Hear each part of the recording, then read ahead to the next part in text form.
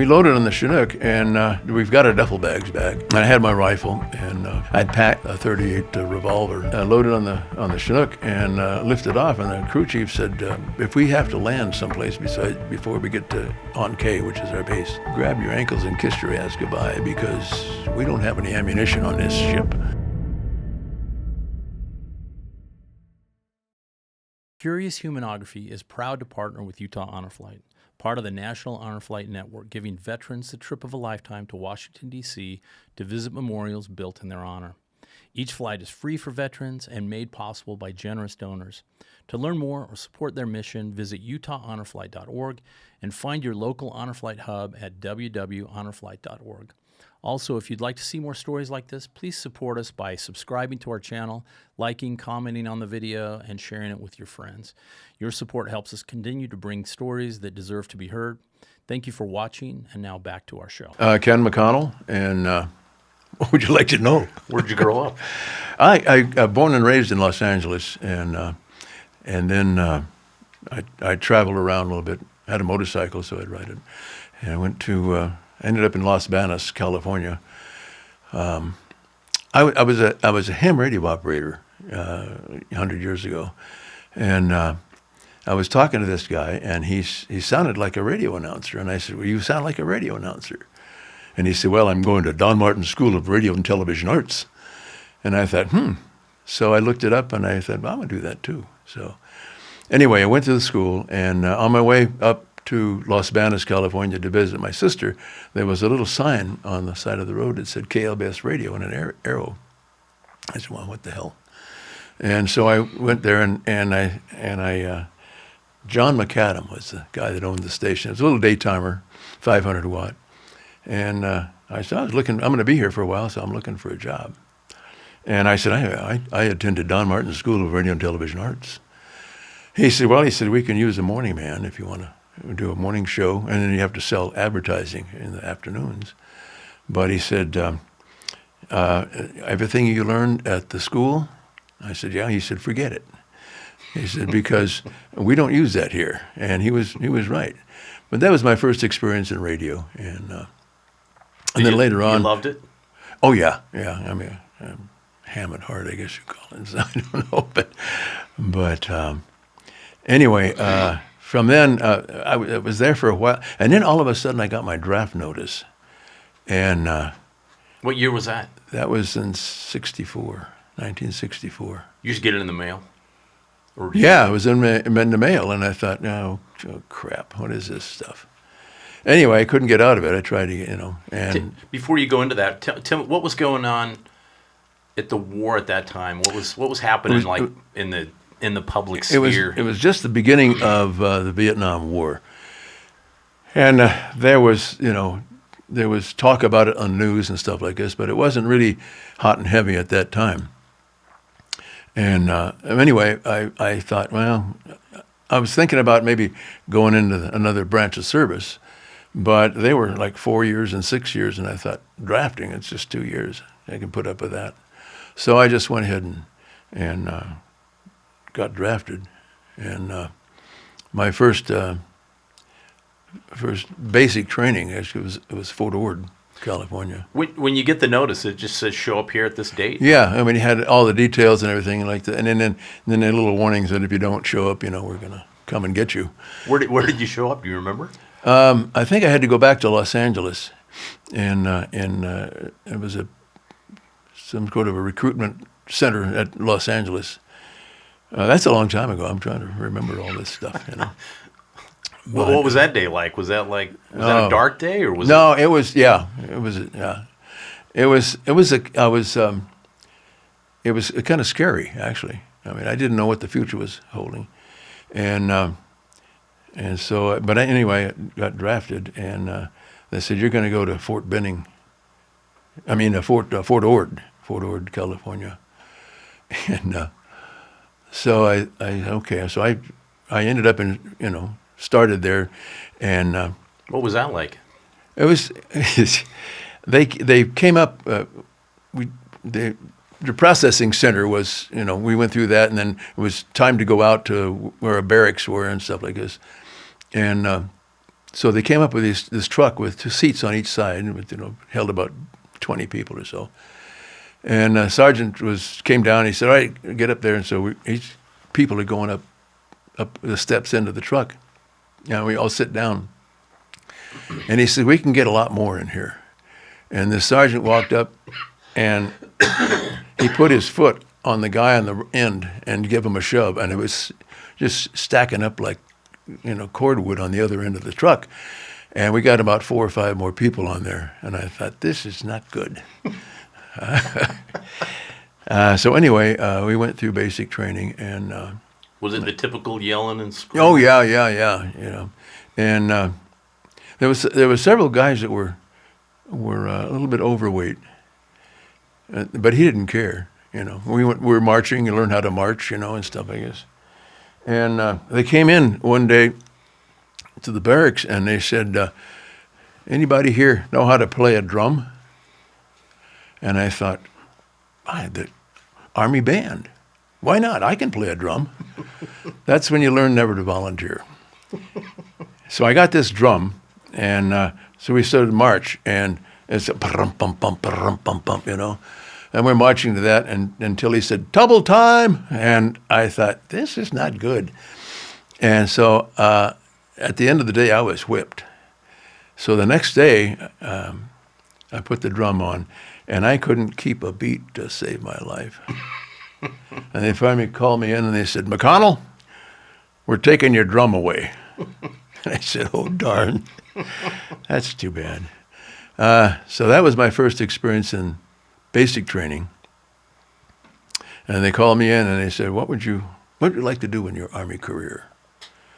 And I said, well, I've been in radio. I went to school at Don Martin School in Radio, Television Arts. I'd like to be in Armed Forces Radio. And they said, well, that's good. That's a good profession. So my orders came down, and I was at Fort Sill, Oklahoma, for artillery training. And so that was kind of fun, shooting the artillery, and big guns and stuff like this. Howitzer? It was big, 105 howitzer. And I got pretty good at it. And I had to, even moving targets, I could, shoot and hit moving targets. And so they called me in and said, well, what do you want to do in the Army? And I said, radio. I want Armed Forces radio. That's a good one. And my orders came down, and I was at Fort Benning, Georgia, infantry. And that's when I thought, this is not good. We were in a holding company, and it's a holding company is more like a slave labor camp, because when the Army needs something, they come and pick you.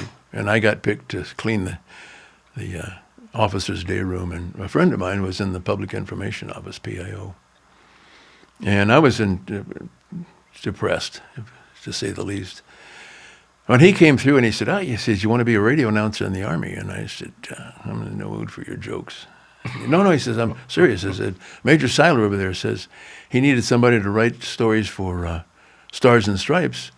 And I told him I could do that. And I knew a guy that was a radio announcer, and he wants to see us tomorrow at 10 o'clock. I said, well, okay. So the next day we had orientation from the sergeant. And it was getting close to 10 o'clock, and nothing was happening. I was just going through these orientations, and I thought, I got to get out of here. So I raised my hand, and I said, Sergeant, I said, I got to go to the bathroom really bad. And so he said, get your butt back here as soon as you can. And my friend said, I got to go too. So we made a beeline over to the Public Information Office and had an interview over there. And we're told that we were on probation if it didn't work out. And I said, thank you, it'll work out. And it did. And so we ended up being, he was writing stories, and I was doing little radio shows for local radios there for the Army.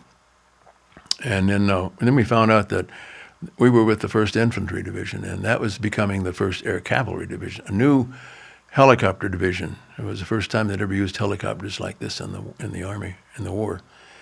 And so I got involved with some of the interviews and stuff like this that they were doing for these soldiers that were going to go to Vietnam. And this Major Seiler called me one day and he says, ABC's here going to be interview some soldiers, but their sound man he can't make it. So he says, and I want you to ride sound for these interviews. And I said, okay. So I'm on the box, watching the music and stuff like this. And the interview's taking place. And the next day, this major called me and he said, were you listening to those interviews? And I said, no, I was just paying attention to the sound. And he said, they were asking the soldiers, do you know why you're going to Vietnam? And the soldiers said, no, I have no idea why I'm going to Vietnam. And he said, every soldier knows why he's going to war. He said, don't ever let that happen again, because if you do, you're going to be back in infantry. And I never let it happen again. And then another situation came up where they had some generals coming in for an interview. I mean, they were not an interview, it was a meeting of some sort. And I was to record it and take the tape. I was to take it to a courier that would then take it to the Pentagon. And so I was over there, the appropriate building that they said, and I looked, and there's a guy running this thing up and down the walls. I said, what the hell are you doing? He said, I'm checking for bugs. This is a top secret meeting. And I said, well, I'm supposed to record it. And he said, well, there's a podium. I set up over there. So I put my microphone in, and I recorded. I think it was every Wednesday for about 3 or 4 weeks. These generals would come in, and I would take the tape over to whoever the courier was and send it. Nobody ever asked me for my secret clearance, top secret clearance. I didn't have one. And so I was in this meeting recording it, and I had no clearance whatsoever, and nobody asked me for it. So that was another interesting thing about the Army. But what were they talking about? Strategy? Was it anything you thought was significant or no? Well, it was it was our troop movements in Laos, and we weren't supposed to have any troop movements in Laos, but they were discussing the troop movements that were taking place in Laos with the Army. And so that was why it was top secret. So I guess I can talk about it now because it's 50 years ago. Yeah. Okay, so then what happened after that? Well, that's wild. Well, then Major Seiler came up to me one day and he said, your score on the tests were fairly high, and you've been selected to be one of 6 soldiers to interview for a job in Washington, D.C. as an aide to the Secretary of the Army. And I thought, wow, this is good. And so I polished my brass and my boots, and I got ready to go. And I went over to the appointed time and place, and my major was standing there by the door. And I said, what does aide to the Secretary of the Army do? He said, you polish his boots, you iron his shirts, run his errands. And I said, I mean, kind of like a servant. And he said, yeah, basically that's what you're there for. And I said, what if I don't want to do that? Well, he said, then you can come with Vietnam with me. And so I didn't want to do it. And that's how I ended up in Vietnam. So,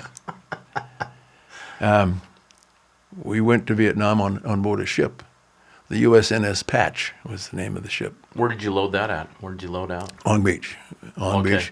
And we went through the Panama Canal, which was a pretty interesting trip. And then we went from there. We sailed to Vietnam. And tell me life like on the boat? What did you do all day? Well, when we got on, we had our duffel bags and so we got on the ship, and they took our duffel bags away from us and put them in the hold of the ship. Well, all of my clothes and underwear and everything was in the duffel bag. All I had was what I had. All of us was for the whole trip. For the whole trip. So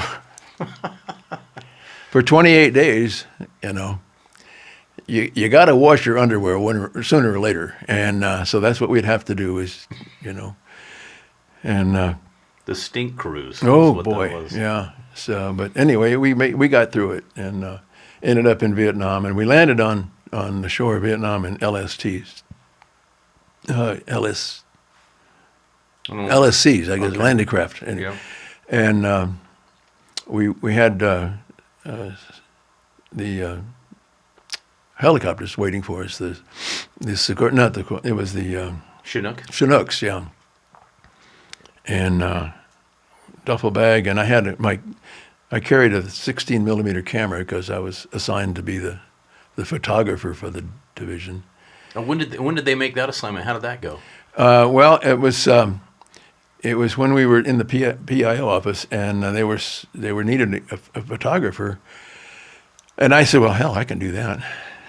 And so I told him I was the photographer, and I used to do. I worked on part time. I worked for a TV station in Columbus, Georgia, and I shot a 16 millimeter camera. So, Yeah. I mean, that made me an expert. And so they said, okay, they needed a combat photographer for the first Air Cav. And what kind of camera was it? It was a 16 millimeter Bell and Howell, a little 16 millimeter. How big? No, 100 foot rolls. Yeah. Small rolls. And I would shoot a roll of film and then turn it in, and they would send it off to Washington. I don't, whatever went from there, I don't know. Did you shoot on the ship as well, or no? No, I didn't have the camera then. Okay. I got it when I got to Vietnam. Okay. And They load you up on the Chinooks. Let's start there. oh yeah, we loaded on the Chinook, and we've got our duffel bags back, and I had my rifle, and in the meantime, I'd purchased a little 38 revolver that I also carried, and that was in case I got captured. I would shoot myself. So, but they loaded on the Chinook and lifted off, and the crew chief said, if we have to land someplace before we get to On K, which is our base, grab your ankles and kiss your ass goodbye, because we don't have any ammunition on this ship. And so we landed in Vietnam with no bullets. I had a rifle, but no bullets. And we landed. It was a jungle, and we had to cut out the jungle. I mean, we had to set up prep tents and basically start from scratch. We didn't have any. They didn't send any sea rations. I think the only thing they sent with us was peanut butter and jelly crackers. And that's what we had for about 2 weeks. That's all we had to eat, other than the bugs, So where they landed you guys, you made your own camp then, from scratch. We had to cut down trees and lay out. I didn't have to, but they had to lay out mats for the airstrips and where the helicopter is going to be landing, and they just cleared the whole area out. And finally, within probably about 3 or 4 weeks, they had a big tent up for us to sleep in, besides pup tents, and also a mess hall. What was your impression of the place, just coming from California? Well, it was beautiful. I mean, it was greenery everywhere. It was just, but it was Hot and humid? Yeah. You could walk your goldfish there. It was pretty, and we had. They gave us special boots. They weren't leather. They were canvas, because you sweat so much and you get a lot of foot diseases and stuff like that. So we had to be careful about that. But I remember walking through the mess hall one day, this new mess hall that they built, and there was an onion sitting on the shelf there. And I thought, that looks good. And I grabbed it and I ate it like an apple, and it was really good. So I figured my body must have needed something, but then we got sea rations, and what was that like? That's a new experience in pain. Had you never had those before, even in training? And and so we had, when we got in the field, we had to take sea rations with us, and they were, they kept you alive. That's about it. Did you have any that you liked at all? There's a couple of them. But ham and lima beans was the worst, and so if you weren't the last person to, you would always get ham and lima beans, and they finally had to turn everything over upside down so you couldn't see what it was until you grabbed it. What was the best one, if there was one? It was mac and cheese or something like that.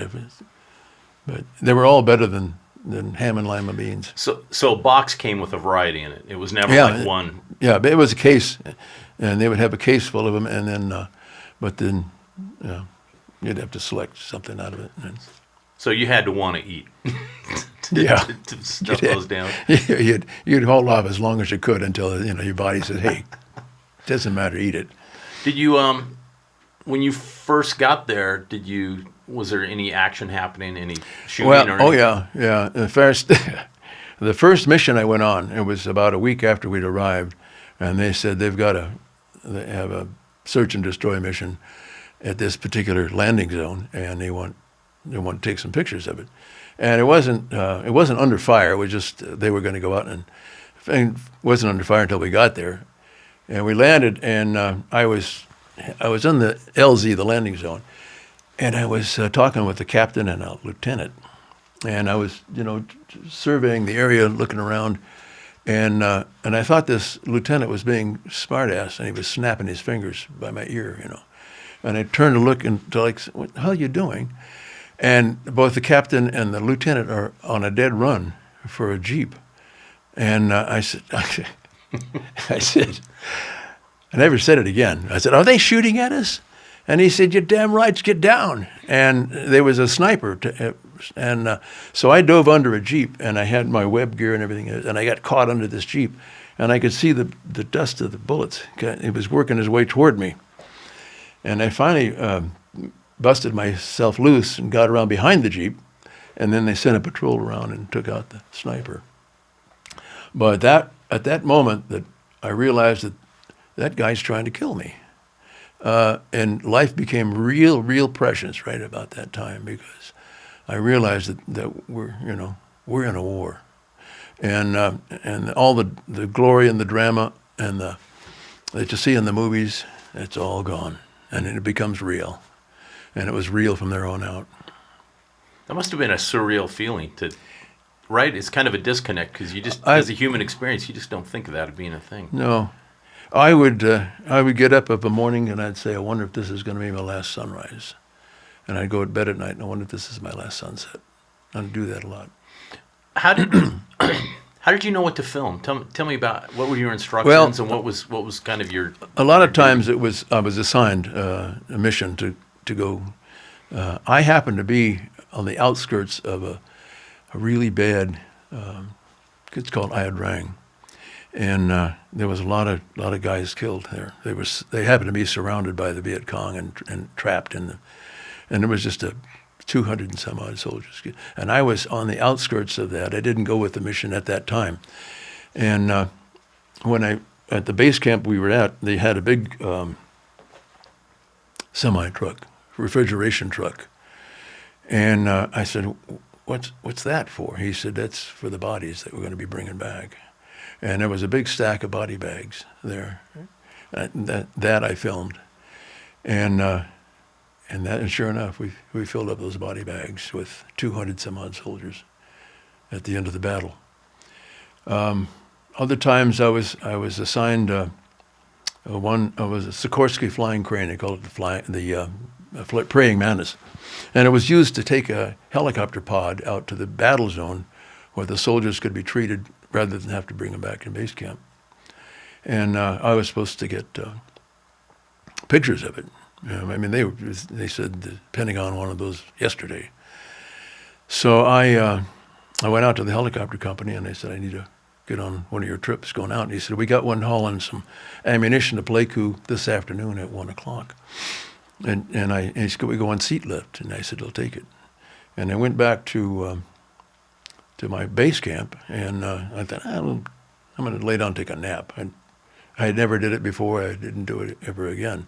But about 2:00 in the afternoon, the master sergeant came up, not real friendly, and he said, chewed me out about not making the flight. And I said, I'll be right back. I'll go get another flight in just a minute. So I went down to the helicopter company and said, "I missed the flight and I need to get on one. The next one you got, so I could take some pictures of it." And he said, "Well, it's a good thing you weren't on it." When it was coming back, it had a net under that had carried the ammunition. And the net flew up and got caught in the blades, and it crashed, and everybody on board was killed.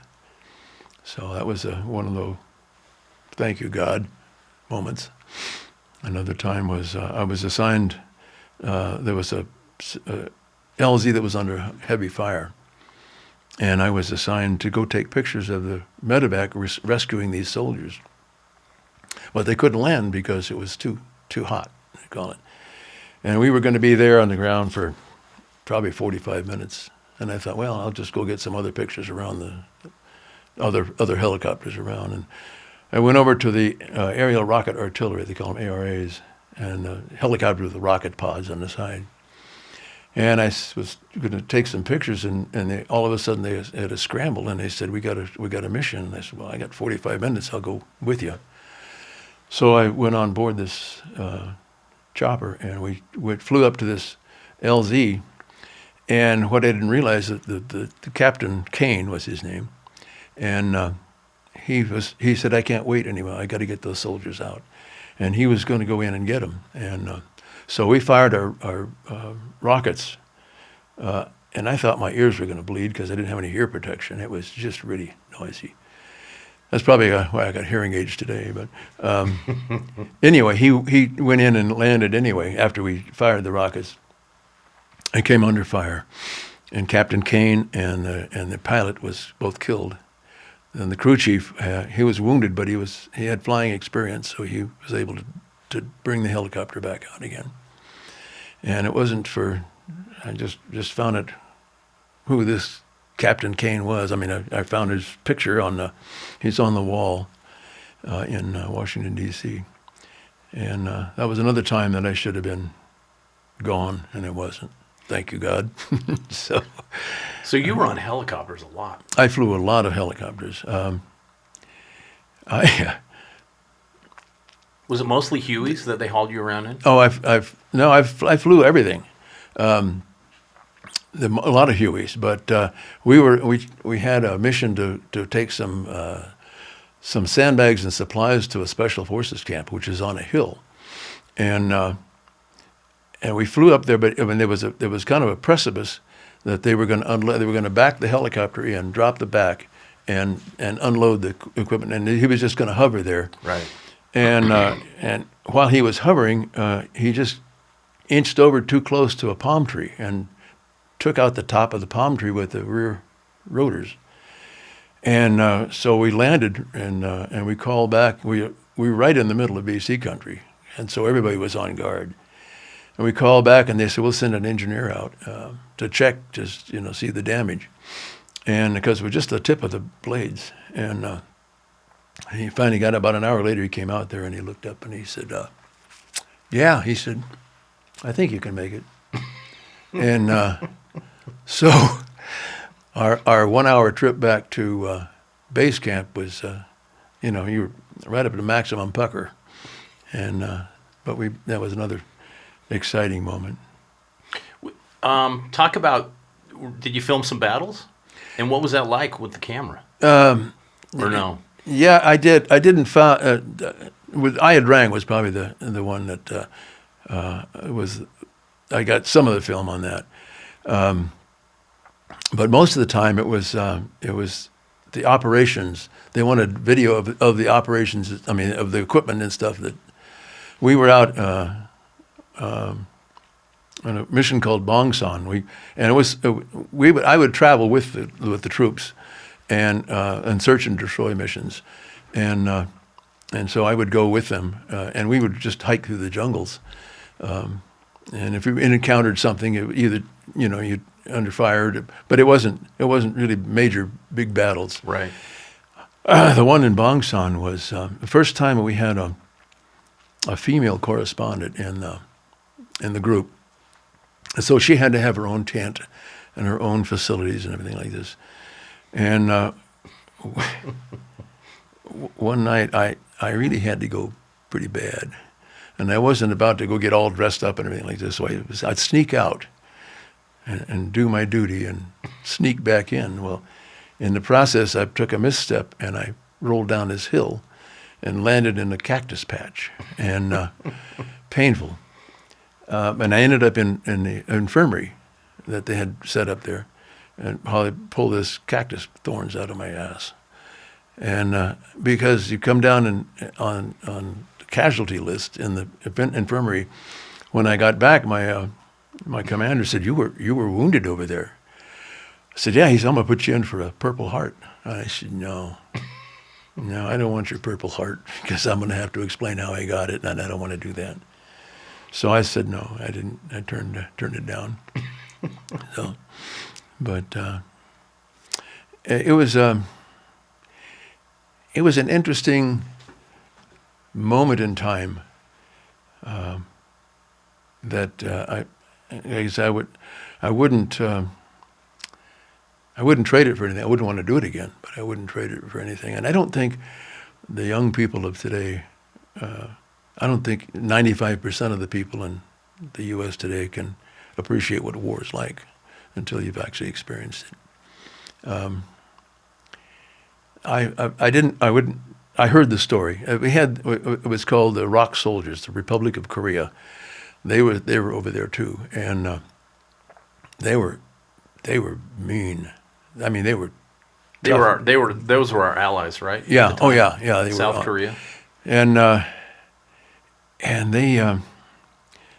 This story was relayed to me. Somebody that had apparently been there. There was one village that had a spy in it. They were informing on the. They were telling the Viet Cong where we were and stuff like this. And the Rock Soldiers went in there and they found who this person was. It was a female, a woman that was there. And they took her out in the middle of the square and they hung her upside down and they skinned her alive in front of the village. And they said, anybody else collaborates with the Viet Cong, this is what's going to happen to you. So that's the kind of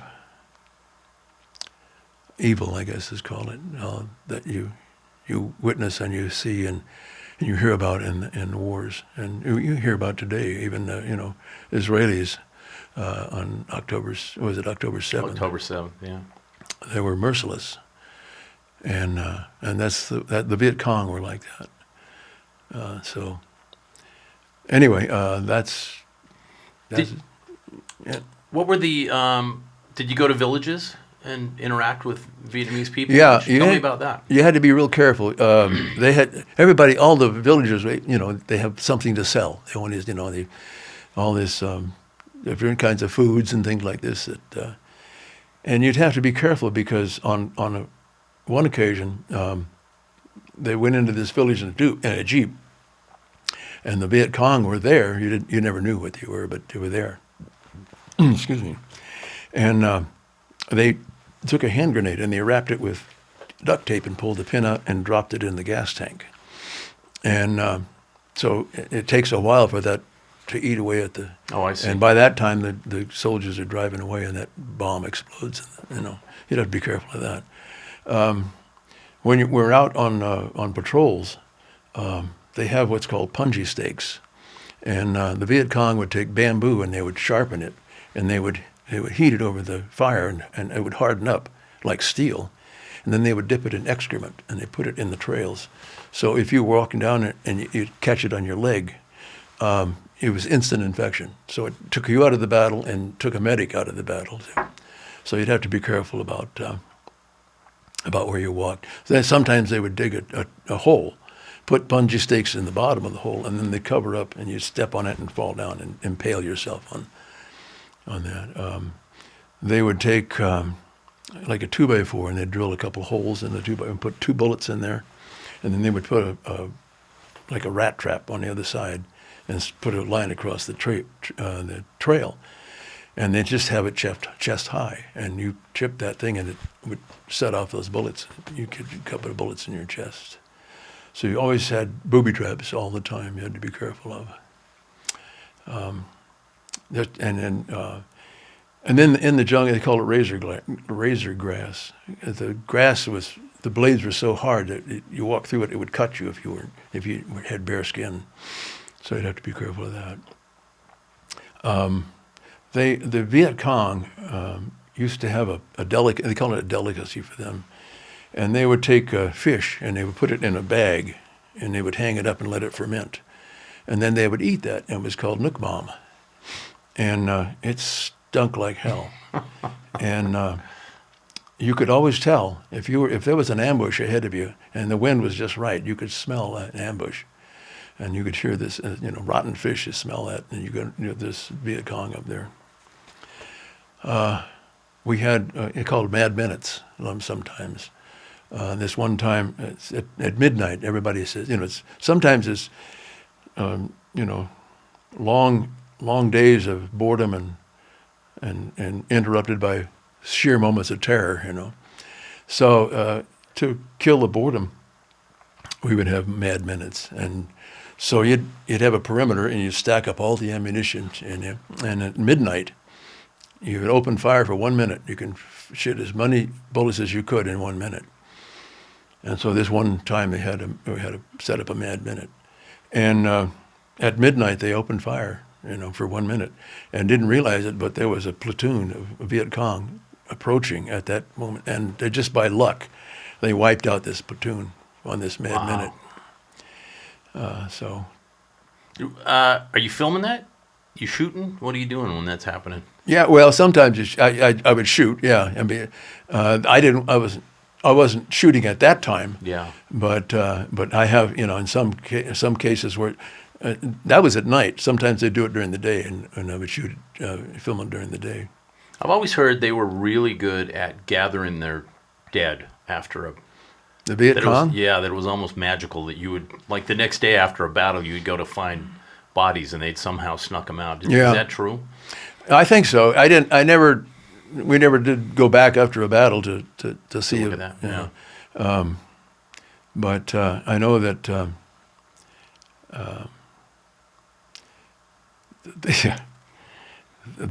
our guys would. If we had a soldier that was, we'd always never leave one behind. So yeah. I'm trying to think of other things. When you were filming, you always had a rifle on you? Had a rifle. Had a rifle, and I carried a pistol along with my camera. Excuse me. An M16, or what did you carry? M16, yeah. What did you think of that rifle? I didn't like it. Why? You have to keep it cleaned all the time, otherwise it would jam up on you. We had one guy who was kind of a pacifist, and he didn't like being there. He was drafted, and we'd go out on. We went out on this one mission, and we came under fire, and he was trying to return fire, and his rifle jammed, and it scared the hell out of him. Fortunately, we got out of the battle, but from then on, he was religious about cleaning his rifle. There was one time, I don't know if I should mention names or not, but there was one time I was assigned to go take a reporter to a special forces camp. He was going to interview a soldier over there. So he was with me, and he had an M16. I had my M16 across my lap, and I'm driving, and it was an open-top, 3/4-ton pickup truck. We got to the soldier. He had his interview, and coming back, we came under a sniper fire, and I thought, because this guy's he's a seasoned reporter, he's gonna shoot back. And but I'm going like hell trying to get out of the kill zone, and I look around and he's gone, and I look down and he's hiding under my seat, and so we got out of the kill zone, and I said, you can come out now. He wouldn't come out, and so I hit every pothole I could find going back to the camp. Is this somebody that's famous? Yeah, he wrote a book called "We Were Soldiers Once and Young," and they made a movie out of it. And it was a blood and guts story, of his heroism. And I thought, you son of a buck, I know who you are. And but anyway, I never did like him after that. Did you ever see any of the stuff you shot? Once in a while I see, it hasn't been a lot, but once in a while I see something and I think I shot that. I don't know. Tell me a little bit about the filming. How many, a 100-foot roll in a 16mm camera would, what's that, 4 minutes? Yeah, 4 or 5 minutes. I would carry a bag with me with film with me. And how did that actually work? You'd film it, and then that day you'd ship it off with somebody? Yeah. When I got back to base camp, I'd drop it off to the commanding officer there, whoever I was supposed to give it to, and they would send it off to. Do you ever get feedback from them going, hey, this is out of focus or this is no good or what? What would they say? No, they never said, they wouldn't tell me, anything. In a given week, how much film would you shoot usually? Oh gosh. Just depends. Depends on the missions. If I had several missions that week, I'd shoot a lot. But then there would be weeks go by that we didn't do anything. I just sit around camp. I would say, on average, maybe 300 feet a week. A week, yeah. Was there a memorable time when you filmed something you thought, man, I can't believe I just filmed this? I'm just having shot a lot of stuff myself. Yeah. Sometimes there's a disconnect when you're, you know what I mean? Like when you're seeing it through the lens, you're just kind of unaware of your environment. But maybe that never happened over there because you always had to be attuned. I don't know if you ever got lost in it or. I never, I would point the camera, and I don't know that I would ever look through the viewfinder. Because you were being aware. Yeah, you develop an instinct of, danger, I guess you call it. So you're always on guard. One time when I was back in camp, because of my radio experience, they had a line from Saigon to Anke, and they would Armed Forces radio. They would beam it up to us, and we had a Sergeant Schuyler. He's a kind of an electronic guy, smart guy, and he said, we need to have our own radio station here. And so he fixed up, so we had a little 5-watt radio station. And I would, as a disc jockey, when we weren't doing anything on a call, then when it wasn't being broadcast from Saigon, I was and we'd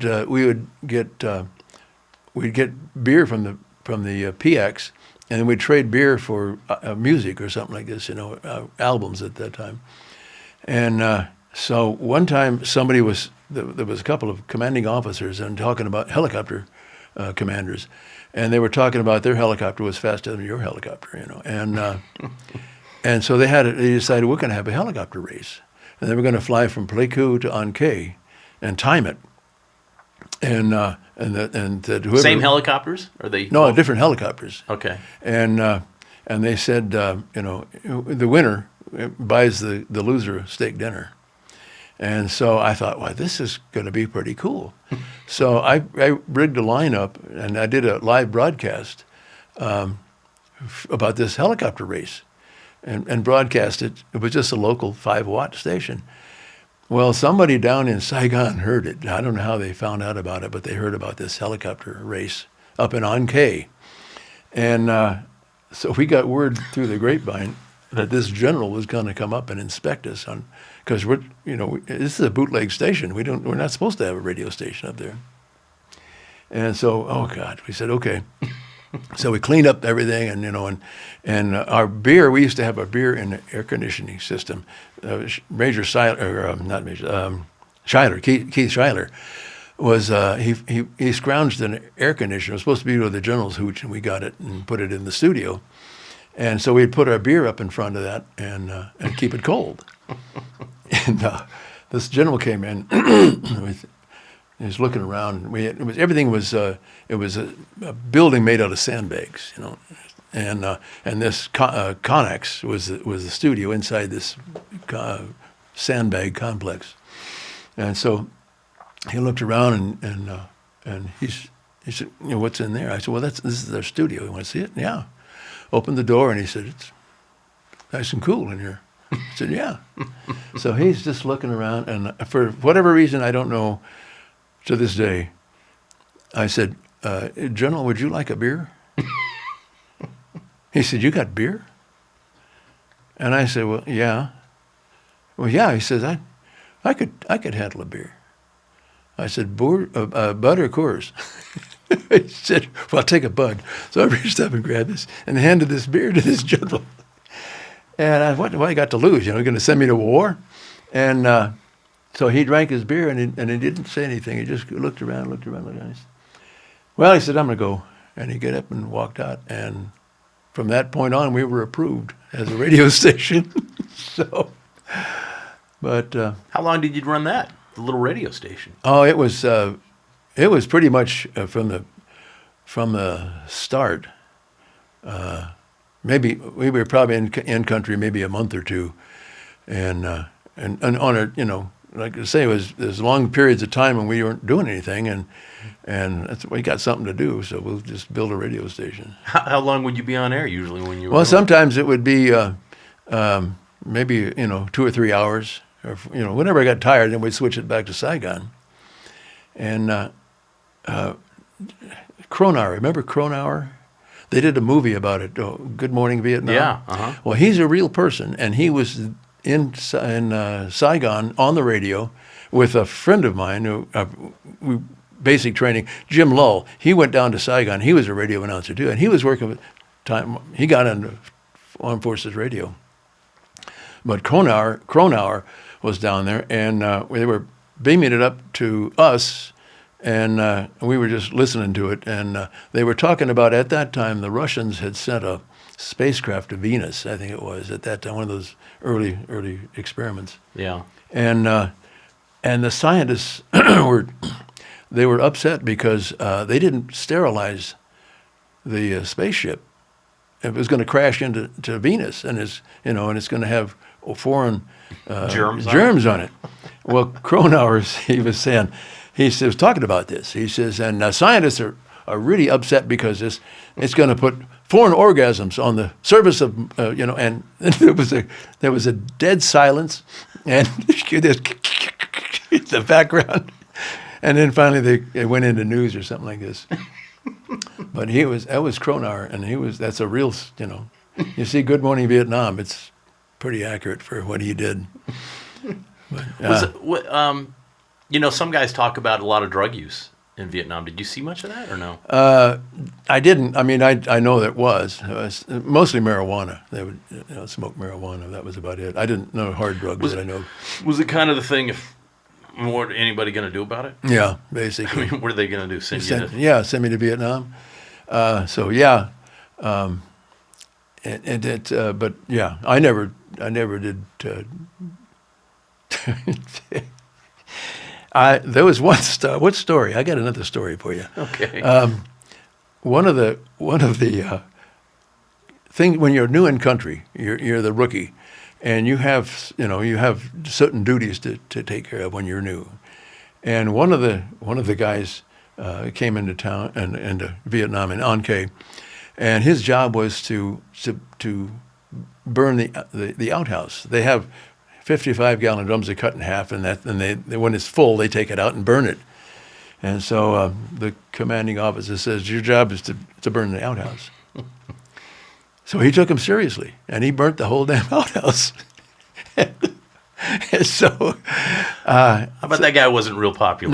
No, he wasn't. But they made him build a new one, and but that was one of the other moments in time. Did you have to do night watch? I didn't. No, you didn't, just because of your assignment. But they did, yeah. Yeah. Were there a lot of mortars?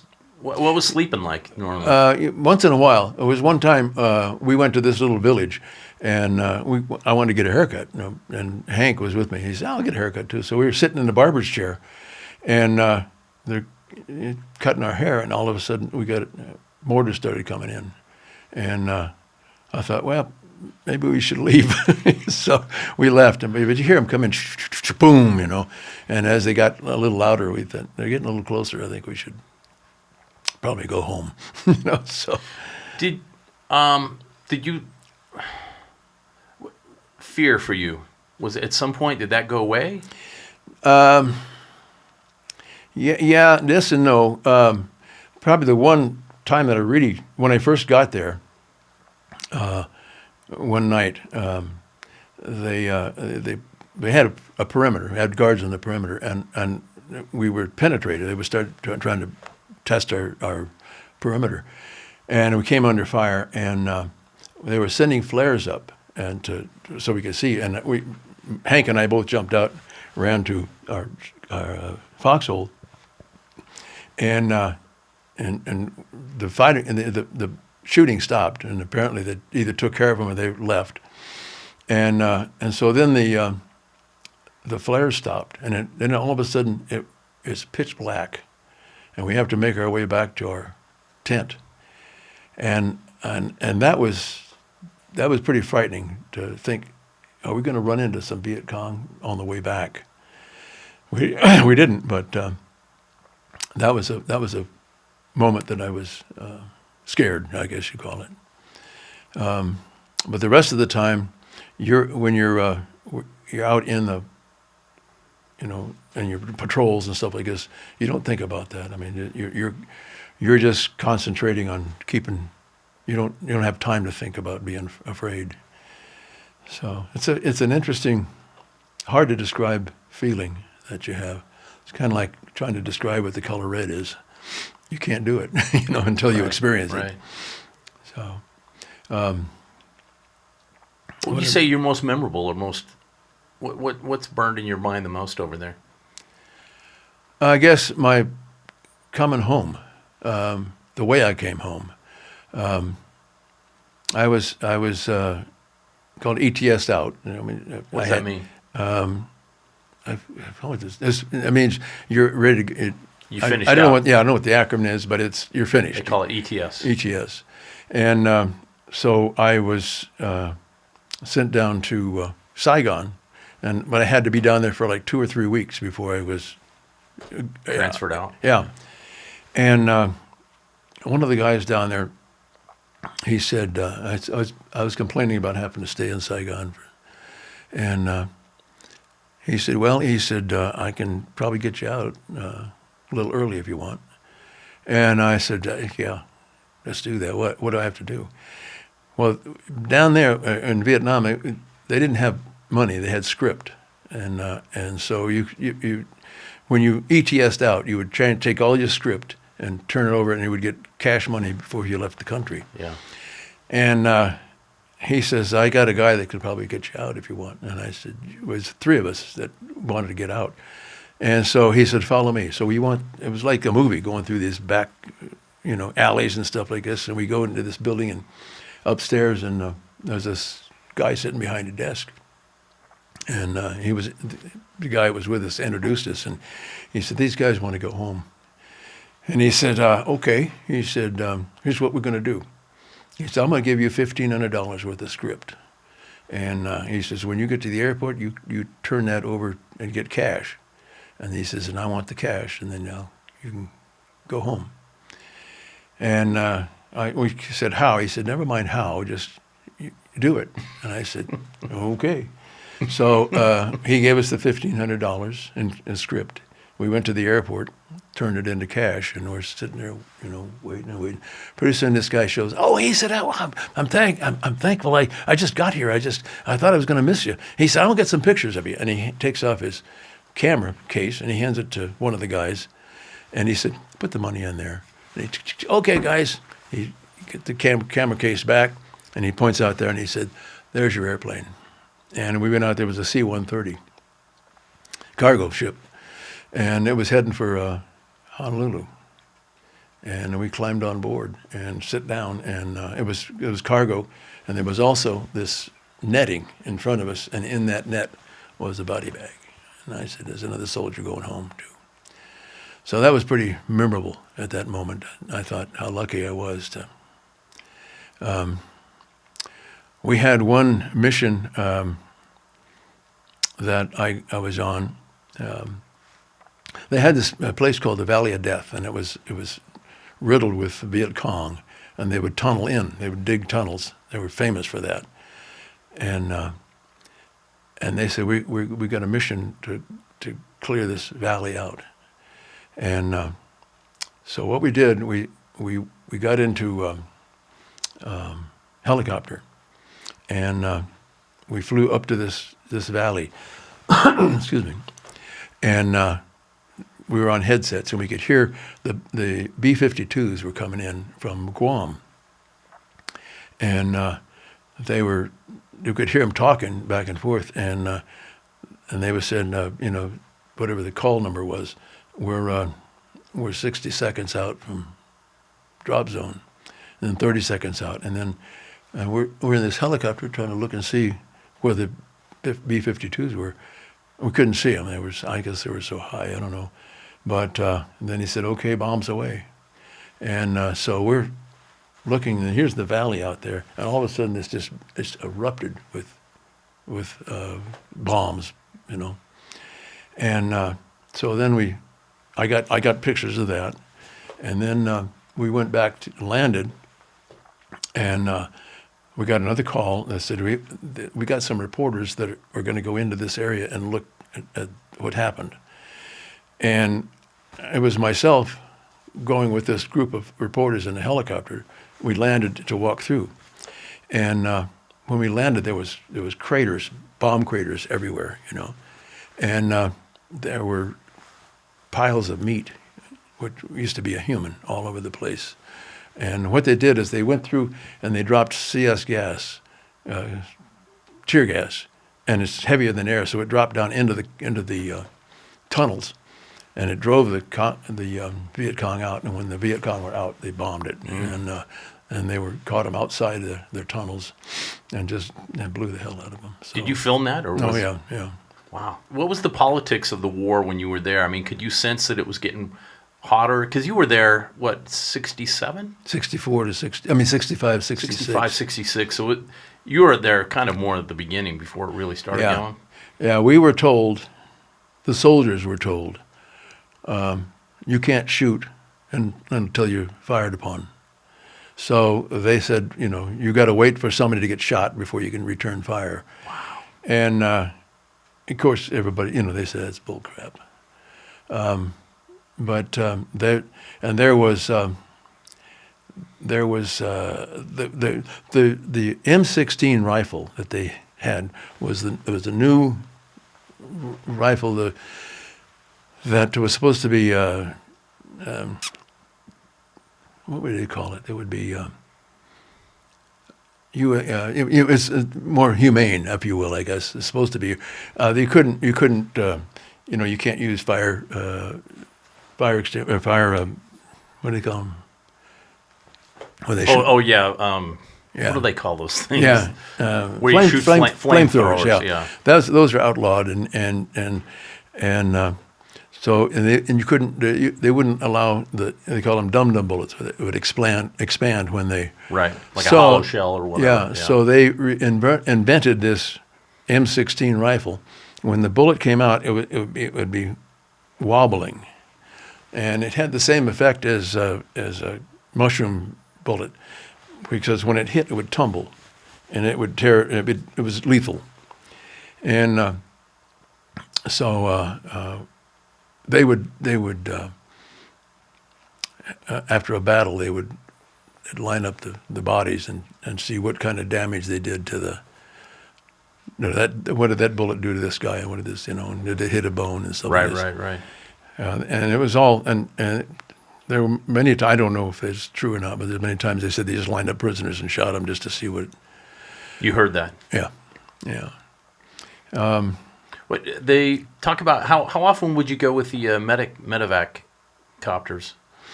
I didn't go with medevacs. Never? No. I would go with a lot of helicopters, but I mean, it was mostly to go into combat zones. Okay. What was that like, getting off the helicopter in a hot zone, or would they usually not land if it was hot? Yeah, no. We could repel. I had to learn how to repel off of a rope and stuff like this. But most of the time, it would just come in and it was a touch and go. You hit, jump, and then the helicopter would leave, and then you'd run for, you know, trying to find cover. It was it was kind of interesting. I mean, it's hard to remember what goes through your head. I mean, it's a survival mode you're in, and I'm trying to think of some of the events that took place over there. But yeah, it's. Did you do R&R? Did they send you on? Yeah, Where'd you go? I did. I got to go to Bangkok for R&R, and what was that like? Yeah, I can't really tell you that. I mean, you'd be off the air in a heartbeat, but it was fun. I can tell you that. How far in did you do R&R? How far in were you in your tour? Probably 6 months, maybe something like that. But yeah, that was a fun time. And was that was it odd to leave? I mean, was it such a relief? Was it, I can only imagine how hard it would be to go back. It was, yeah. You don't want to go back, but yeah, it was easy to leave, hard to come back. Yeah, that was good times. I mean, Okay. wish I could tell you, but That's all right. Okay, so you coming home. You went to Honolulu, and then where'd you land in the United States? I landed in Oakland. Okay. Yeah, Oakland, California, and there was, I forget how many. There wasn't very many. It was just a few of us, but got off the plane, and everybody just kissed the ground. I mean, actually, physically kissed the ground. We were home, but we never told anybody that we were in Vietnam because it wasn't too popular at the time. In fact, I burned my uniform when I got home. And I never told anybody that I was in Vietnam until recently. I had the honor flight, and I was on the honor flight, and that was pretty good. That kind of made up for the thought we went through coming home. Tell me about how did you get involved in the honor flight, and explain that to someone who doesn't even know what The honor flight is it's a non-profit, I think, organization that you if you were in combat.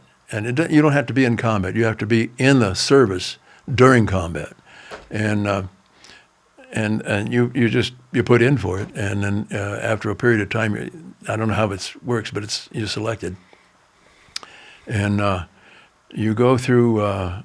It's a orientation type of thing. They have a dinner, and then you have. You have a guard, or not a guard, but a partner that goes with you. And I went in, I think it was April of this last year. You go to D.C.? Yeah, we flew to Washington, and you hit the ground running. And it's 2 days of just nothing but going and going. The interesting thing was wherever we would go, at the airports, in different places around, we were welcomed. We had people applaud, and it's really emotional, and it kind of makes up for the times that were rejected when we got home.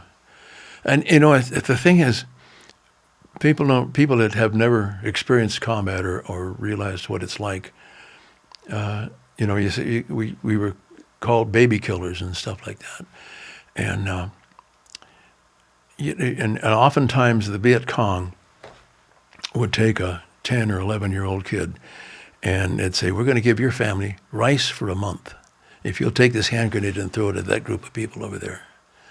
And they would give him a hand grenade, and he would run toward this. He's going to throw this hand grenade. So you've got this young kid coming at you with a hand grenade. You've got 20 soldiers there. And if you don't shoot that kid, he's going to kill a lot of soldiers. So you end up shooting a kid, and it just it's hard. Yeah. So we got tagged with baby killers, and a lot of guys died over there for whatever reason, I don't know. What was the adjustment like home? Obviously, a lot of guys bring a lot of trauma home. Yeah, they call it PTSD. now. There was time. I mean, loud bangs, or I had to. You dive for cover once in a while, and you think, and then you look around, and you think, geez, all these people are watching me. It's kind of stupid. You get over it after a while. Some people don't. I'm one of the lucky ones. I don't have any. What is PTSD. it? PTSD. I never experienced that, other than for loud noises for a while until I adjusted. But I never told anybody that I was in Vietnam, and for a long time. It was really that. That's just so hard to imagine. But that was real. Yeah, even now. What did you do after? What did you go on to do? We was at I think it was called El Porto. It was at Manhattan Beach in a little place called El Porto. There was myself and 2 other guys, roommates from Vietnam, and we got an apartment there.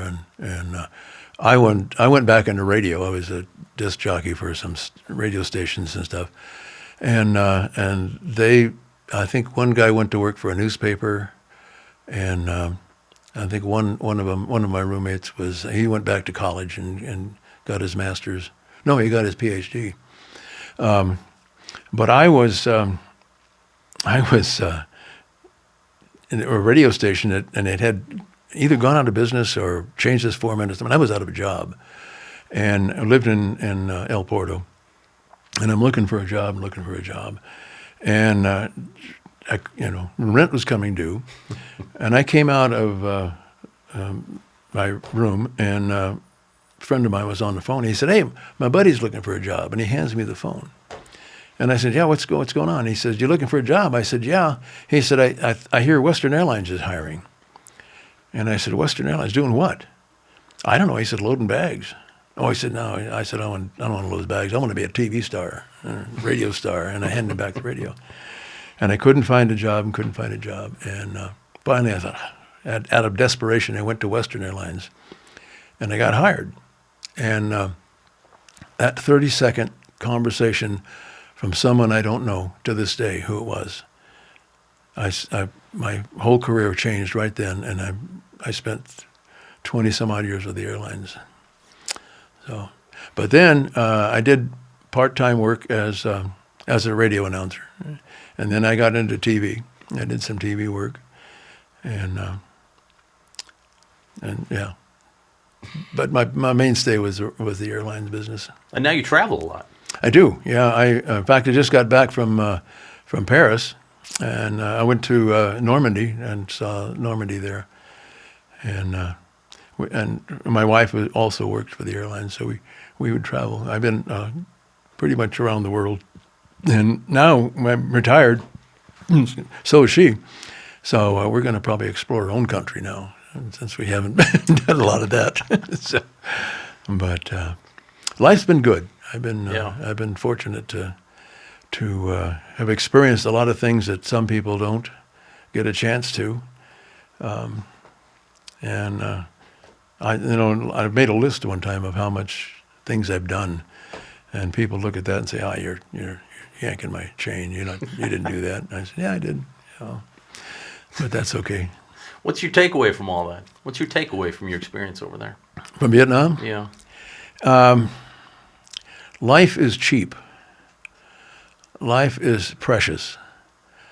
I look at the world situation today, and I scratch my head and wonder why the good Lord created greed, or created the quest for power. So many people are so interested in being the king of the hill, and they'll do anything, including kill their neighbors, their friends, to gain that position. And I wonder why. I've seen the worst of it. I've seen just before we left for Vietnam, we were getting ready for, and there was a helicopter division. Vietnam was, first Air Cav helicopters. And I remember I was working KP, which I just, wasn't excited about, but I got stuck. And somebody came in and said, "Hey, they had a helicopter crash." And I said, I've got to go photograph that and cover this, because public information. I was still with the PIO office at Fort Benning. And I got out and went over there, and 2 helicopters had collided, and 18 guys died right there. And they were, one helicopter was on fire, and you could still see limbs out, and the other one didn't crashed, but didn't catch fire, and his bodies were strewn all over the place. And I thought how precious life was. At this very moment, there's children and wives, family members that are expecting these people home today, and they're not going to go home. And life changes in a heartbeat. And the same thing with Vietnam. Life changed with a heartbeat with some guys. Thank God it wasn't me, but so I learned to appreciate life, and I wonder why there's such a quest for power when there's so much around that you don't need power to enjoy. I don't know if that makes sense or not. Yeah. Last thing, what's the most heroic thing you saw over there? The most heroic. I guess the women that were over there on an operation or something, and bullets are flying, and they gather up their children and protect them with their bodies. The Vietnamese women. Is that what you say? Yeah. For them, life is precious, but it's really hard, and we think we have it hard here sometimes. Oh my God, The traffic. Yeah. I've got a stop sign here, for crying out loud, and so they really. That's when I say 95% of the people on the United States today don't appreciate what they have, and what they have to lose if they don't protect it. So, I don't know. I just thank the good Lord that I'm still here. You've lived a storied life, my friend. Yeah. Thank you for sharing. Thank you for coming in. Yeah, you're welcome. Thanks for letting me express myself here. That was very good. Yeah. Thank you very much. You're welcome. Thank you, sir.